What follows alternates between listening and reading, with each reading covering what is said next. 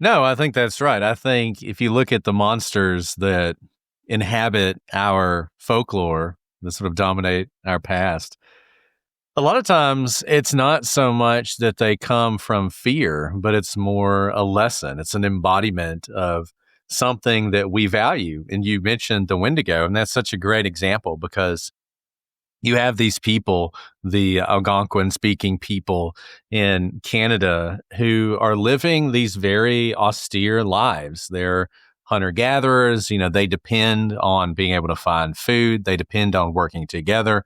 They depend on sharing what they find.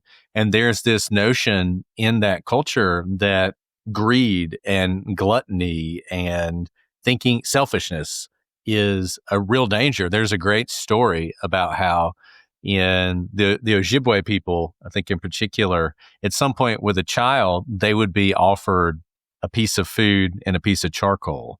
And if they went for the food, they would be admonished. Whereas if they went for the charcoal, they would be praised.